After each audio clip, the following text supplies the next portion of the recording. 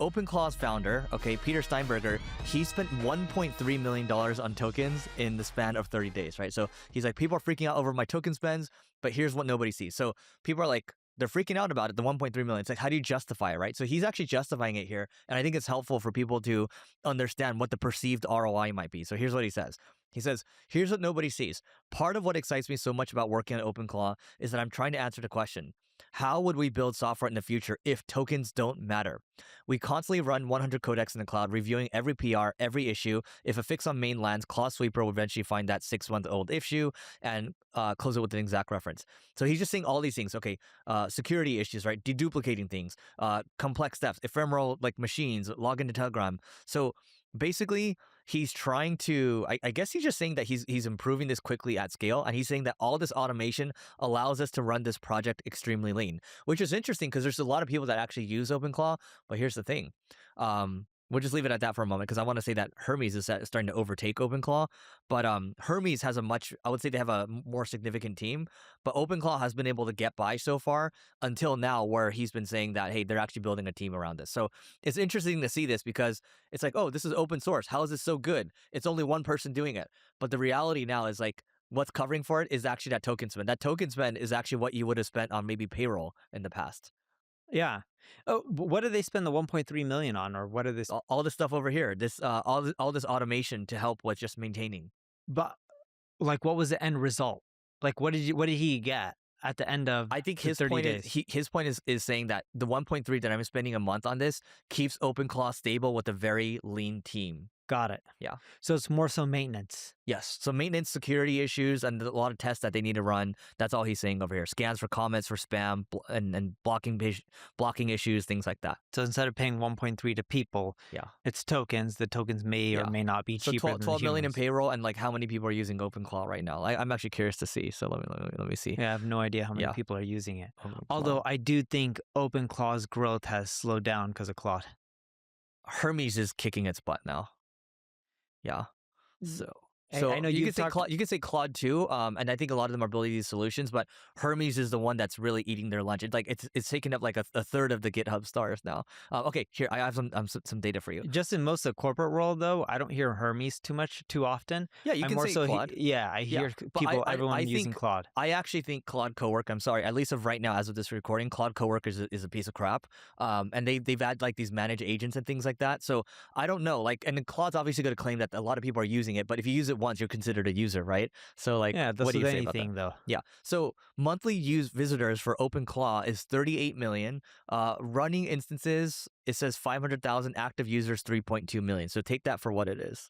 And then 350,000 GitHub stars and 48,000 forks, and then 1,000 active developers for contributors. Yeah. So, and I'm actually curious. So Hermes number of users and GitHub. Okay, so Hermes is 158,000 GitHub stars, 25,000 forks, hundreds of thousands globally, contributors hundreds, but they do have an active team as well. I don't know number of users here. But anyway, all that to say is that is how someone justifies $1.3 million in token spend in 30 days. Yeah. It's crazy. It's a big amount. Yeah. You look like you're highlighted on one. Do you want me to pick the next one? Here, I'll pick the next one. Go for it. Pick the next one. So, a lot of people are talking about this, they built this AI tool that replaces CMOs, right? And I want to talk about this, right? So someone here, so Guri Singh, your competitors are about to hire an AI CMO and you don't even know it exists yet. Higgsfield just launched Supercomputer and most people think it's a video tool. It's not. It's an AI CMO you hire once and it runs your marketing while you sleep. One prompt, it picks the workflow, routes the thinking to GPT 5.5 Pro, and you give it your TikTok, your meta ads, your X, it studies your niche, ships new content, reads the analytics. Every run sharpens the next one. You stop opening 14 tabs, you stop hiring 4 freelancers, you stop guessing what hook to try next. Okay, so here's the thing about these types of posts. These posts really annoy me because the thing is this. Who's the one that's going to come up with the strategies? Who's the one that has the taste ultimately on this stuff? And by the way, this supercomputer from Higgsfield, it eats up tokens like crazy and you can only use it like a couple of times. Like if you're on a free trial, you can probably use it like once and that's it, right? But it's interesting to me, Neil, because you have the Grand Theft Auto CEO. He said something on an interview. He said what he's learned from seeing so many games being created over the years, you can have thousands and thousands of games created every year. You might have 1 to 5 hits, and that's it. So you know what he said, Neil?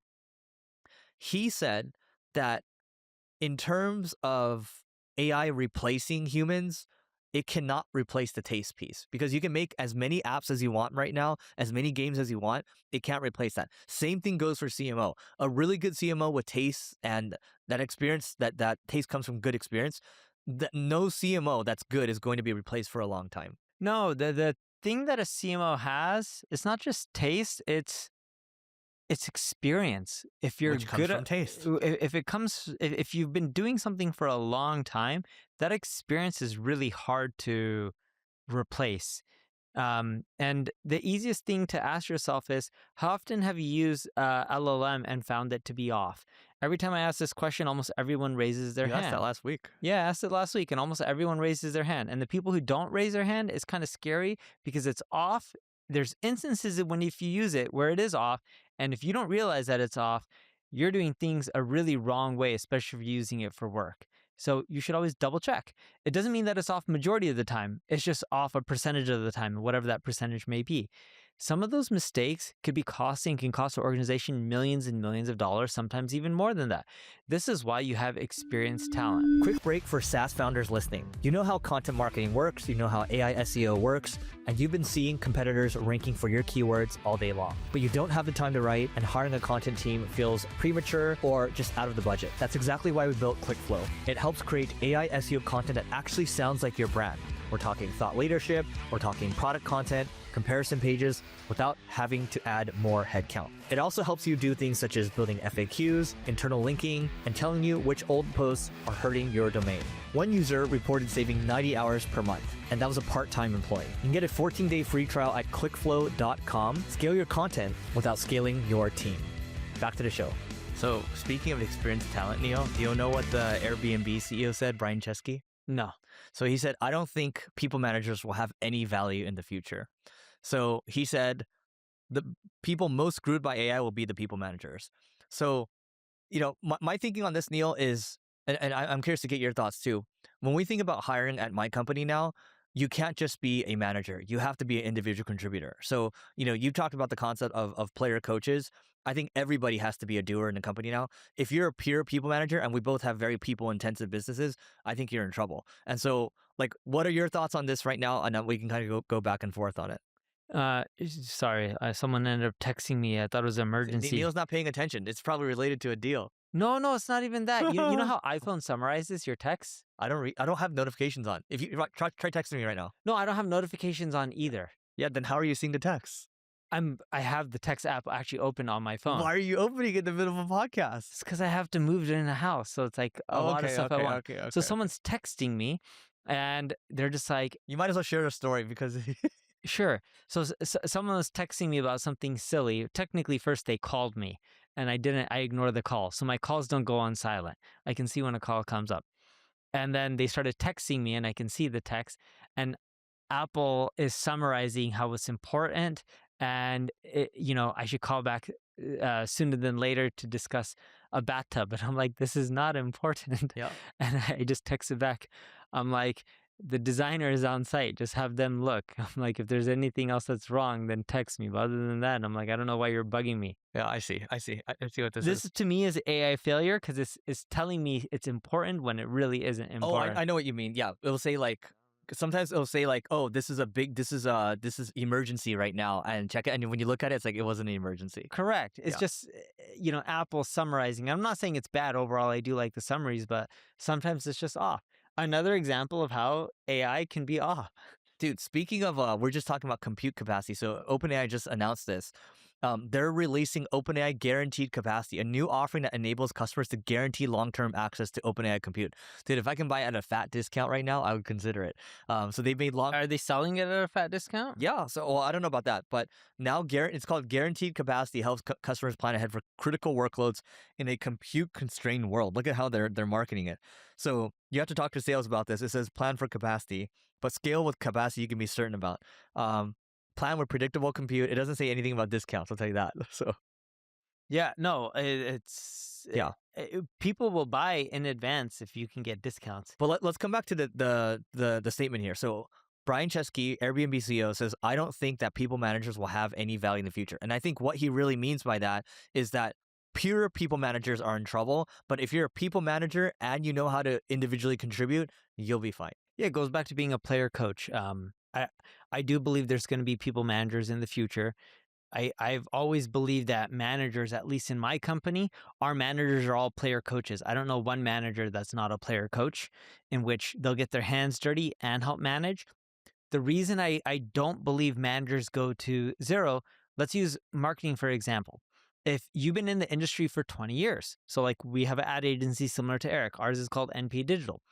And we have managers who have been in the ad agency space literally more than 20, 30 years. And we have new people as well who have been doing it for 2-3 years.